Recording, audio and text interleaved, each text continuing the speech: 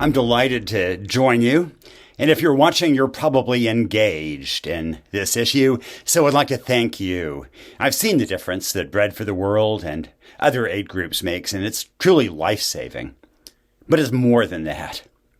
Now, more than life-saving, what could that be? What am I talking about? Well, let me explain.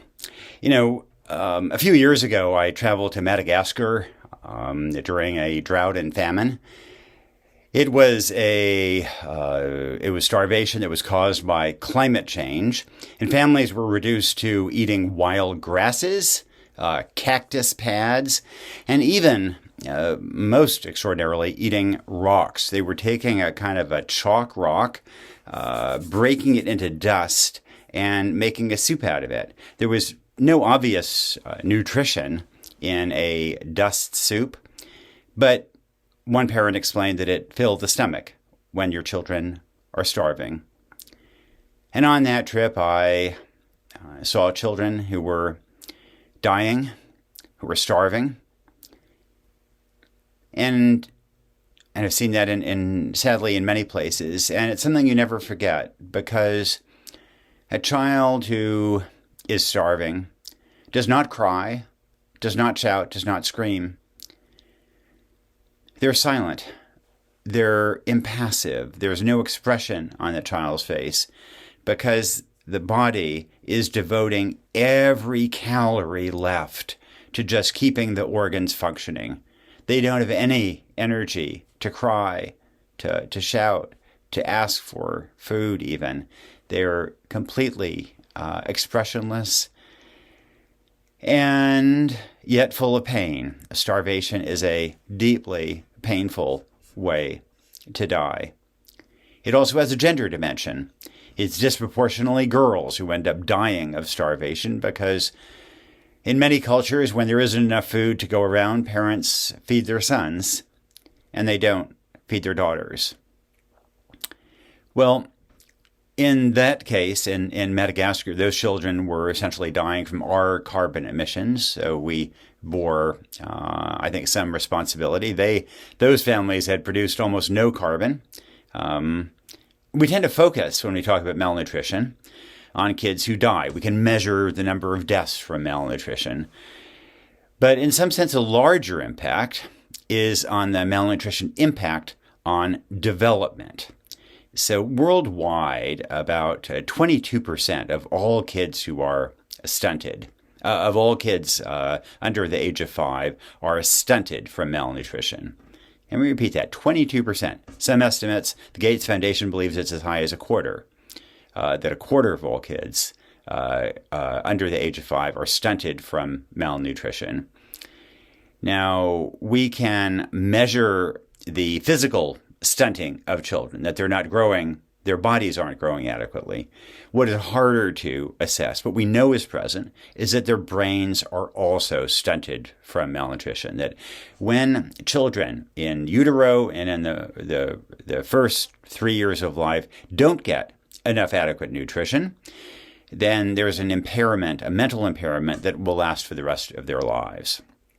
50 years from now, Madagascar won't live up to its potential because on our watch there were some kids who were starving, and we know that impairment is lifelong, even if it's fairly brief and only in utero. And we know that in part because of some studies of kids who were starving during the Dutch hunger winter of 1944 to 1945. It was a fairly brief famine in the Netherlands, and those kids who were born after it, who had been in utero in that period when their moms were hungry, decades later, more than half a century later, today, they have a 10% higher mortality rate because of what they underwent in utero. Genes were expressed in different ways. There's an epigenetic effect because of the consequences of having been exposed to hunger just simply in utero for a few months. There are other consequences from malnutrition, even on the survivors. Kids drop out of school. When parents don't have enough to feed their families, then they can't pay school fees, so they pull their children out of school. So kids end up illiterate. girls are married off into another family in hopes that then somebody else will be responsible for feeding them. And so in Madagascar on that trip, I ran into a family that was trying to find a husband for their 10-year-old daughter. And the dad told me, I know it's wrong to marry my daughter, but I also know it's wrong for her to starve. So that's why it's more than life-saving when we intervene to prevent hunger. Yes, we can save lives, but we can also save a generation from cognitive impairment. We can raise literacy rates. We can save girls from being married off. We can have a far-reaching impact that goes far beyond those whose lives alone are being saved. That trip was in far-off Madagascar during a famine, but it's not just in famines. As I said, worldwide, about 22% of all kids, all young kids, are stunted from malnutrition. In many places, there are large shares of kids who aren't getting enough micronutrients. They aren't getting enough iron, so they're anemic. That also makes it hard to learn. And they may not be getting enough zinc, so they need fortified foods. They need vitamin A, and some will go blind or even die from lack of vitamin A, so they need vitamin A supplementation. They need iodine, so that means iodized salt. But these are also things that we know how to address. There are a lot of problems around the world that are really difficult. You can build a well, but then what happens when the pump breaks? Who replaces the ball bearings in the pumps? You can build a school, but how do you make sure the teachers actually show up at the school? Look, I'm all in favor of drilling wells. I'm all in favor of building schools. My own family has built a school in Cambodia, but it's hard. And the record on nutrition is particularly good. That addressing some of these needs is one that really makes a difference. And few things get more bang for the buck than helping kids get that nutrition, whether it's in the form of giving them those micronutrients, that zinc, that iodine, that vitamin A, or whether it's in the form of emergency feeding, or maybe it's in the form of breastfeeding promotion, or maybe it's in the form of supporting vegetable gardens or food fortification. There are lots of ways we can make a difference, and they truly save lives. That's not only true abroad. In the U.S., we also have a nutrition problem. Now, it's not as bad as it is in Madagascar.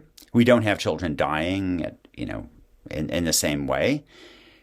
But we don't have the moral authority to call on other countries to clean up their act on nutrition if we don't make a more determined effort at home to clean up ours. And particularly during the pandemic, it was just heartbreaking to see the lines of families trying to get food to feed their kids. In my reporting on American poverty, I've seen families where there's chaos in the home and no food for children. One of the problems that children undergo is in poverty is chaos and trauma. And there are many kinds of trauma, but one is the trauma of a kid going to bed hungry day after day, night after night. And we have to do a better job fighting child poverty, providing nutrition support. And all these issues are complicated, but we kind of know how to do it. We know how to avert these crises, both at home and abroad. At home, programs like food stamps and WIC have made an enormous difference in many families. Food stamps were tested as they were being rolled out. Some counties got it a little bit earlier than others, and those counties where food stamps arrived earlier, the kids of that age did better than their older siblings who just missed food stamps. We know there's an impact. Now, often people think that the only way to address a problem like hunger is simply by handing out food. And, we need to deliver food. We need direct services. But I guess I also think that it's really important that we change policy. You may have heard that I'm exploring a major career move myself because I don't just want to write about problems. I also want to fix them directly. That is the world of policy. And one of the things I love about Bread for the World is its advocacy on Congress, in the public sphere, to adopt more enlightened policies so that it's not just a matter of providing one's own donation to support a hungry family, but it's also about changing policy and leveraging that to get many, many other children fed. And there, I think, we have to work harder. And look, there are a lot of really controversial issues before Congress, and you're making a call urging your member of Congress to do X, and meanwhile, your neighbor is calling up and telling him to do the opposite. But nobody is calling up your member of Congress and saying, don't feed starving kids around the world. It's just that we don't have enough people who are calling on their members to make a difference in this way. I sometimes wonder if we in the media and in the aid world are so focused on the problems that we don't adequately acknowledge progress. And in my career as a journalist, I've seen stunning progress. And I do think that we should acknowledge that backdrop of progress partly as a spur to get us all engaged all the more, to remind us of what we can achieve. When I graduated from college, 41% of the world's population lived in extreme poverty. And now it's less than 10%. When I was a kid, a majority of human beings had always been illiterate throughout human history. Now it's down to approaching 10% illiteracy of adults. We've saved more than 100 million lives, from interventions from vaccines to nutrition support. We now have a chance to ensure that kids all over the world get the nutrition that they need to keep them alive, so they can live up to their potential, so they won't be stunted, so they can go to school and learn, so that their countries can flower, so that they can flower. We can live up to that legacy of Matthew 25 to feed the hungry. That is what our generation can do. So I'd like to thank you so much for your support, and onward.